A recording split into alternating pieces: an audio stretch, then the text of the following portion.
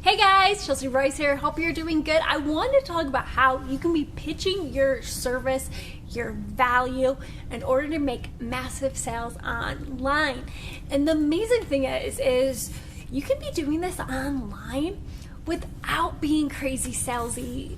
And that's one of the things that I just really like, because I am just not, personally, I'm not about being like a hardcore sales pushy person.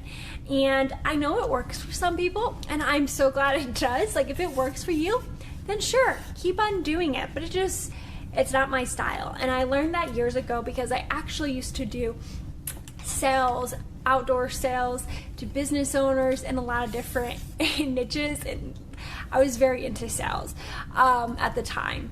And I just was like, that's not me. So I want to talk about how you can be doing this online without being that hardcore pushy sales person. Okay, so the more you give out value, the more people are going to start to respect you. They're going to come back for your content. They're going to start following you, and you're going to build that connection without even having to pitch them.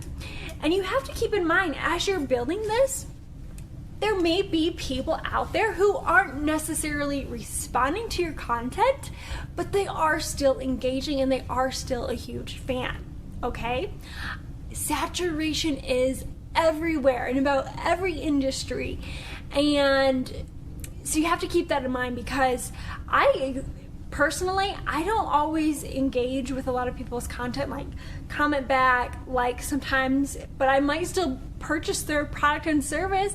So just because you're not getting comments or engagement right away, or not like a ton that you may like, remember, people are still listening, they're still engaging with you, they could still be your number one fan, and don't stop, because the next day you do it, you could potentially be getting a sale. There could be a sale coming in soon. Okay, that's the online world, and that's just how it works nowadays, okay?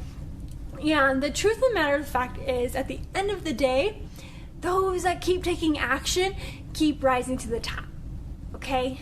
So just remember that. People that are running a legitimate business will have real results with real clients and ultimately win. So also, as you start to go ahead, go live, potentially go live with some of your current, followers, fans, or also those that purchased your product.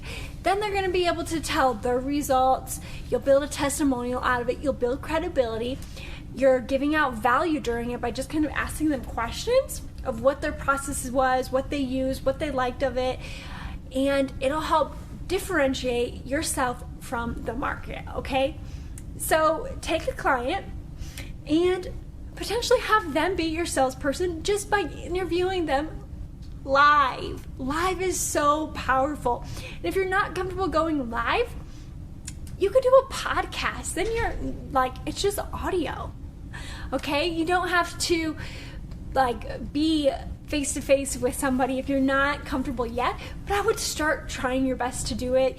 Even if you're just doing it on your own without going technically live yet, you'll get more and more familiar with it. You'll start to get used to just kind of talking in front of the camera, and the more that you do it, the better it's going to be getting over time. But the sooner you can start, the better.